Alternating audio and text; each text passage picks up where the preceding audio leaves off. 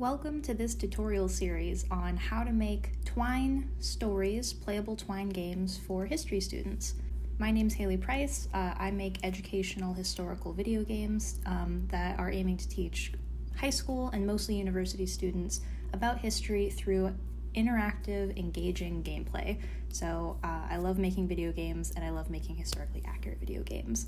And in this tutorial, I'm basically going to teach you how to do that through a very simple tool called Twine. So this tutorial series I'm making for Dr. Adam Clulo at UT Austin. So if you are in his Age of Samurai class, welcome. This tutorial series was made just for you guys.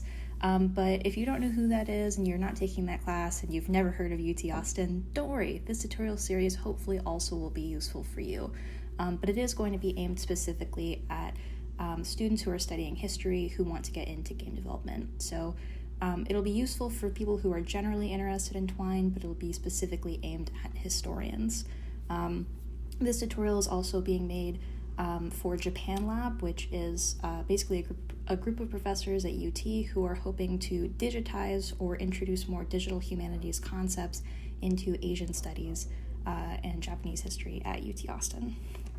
So in this tutorial, you're going to learn some Twine basics. You're going to learn how to start a story, how to make it branch off into different paths so that player choices really affect gameplay. You're going to learn about variables, and you're going to learn some stuff also that's specific to history students, like citing your sources properly and how to think historically while you're working on your video game. So basically, my hope is that this tutorial series is going to walk you through everything you need to be successful in learning how to use Twine to make probably what I'm expecting to be a final project for this class or something similar to that. So right here, the page that we're on right now is Twine, and this is what Twine would look like if you had written a couple different stories in it.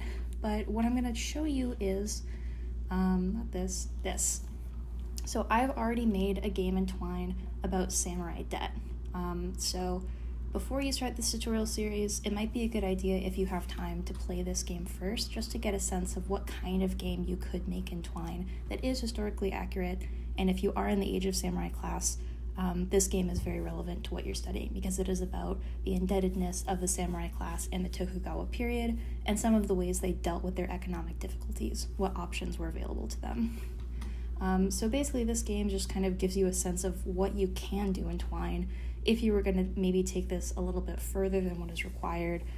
This is supposed to show you kind of the full extent of what you can do. So it might be a little bit more complicated than what you end up making, and that's totally okay.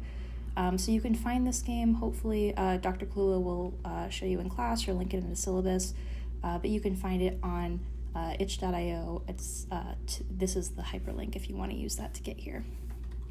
So on this page, you'll be able to play the game in your browser. In the next video, I'm going to play the game a little bit with you guys and show you my thought process for how I designed it and how I thought historically as I was making the game.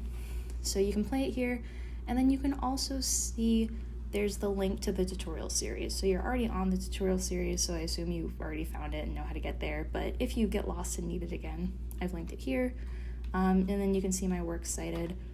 But the other important thing I wanted to point out is I have the HTML file, and I'll explain what this means in a later video, but basically this is the file where if you want to see the code of how I made this game, you can see exactly how I made this game. You can just download this file and import it to Twine, which I'll show you in a later video, and you can see exactly like what text I've written, what code I've written, how the game is structured, everything. So yeah, hopefully there are enough resources available to you for you to feel really supported as you're learning how to use Twine. But again, this tutorial series is aimed at students who have not had any video game development experience at all. So there is no expectation for you to learn all of these concepts and master them because we know this is a lot of information. So definitely feel free to ask your professor questions if you're in a classroom context, and seek out other resources online if you need any supplementary help or information. But yeah, please enjoy the rest of this tutorial series, and thanks for watching.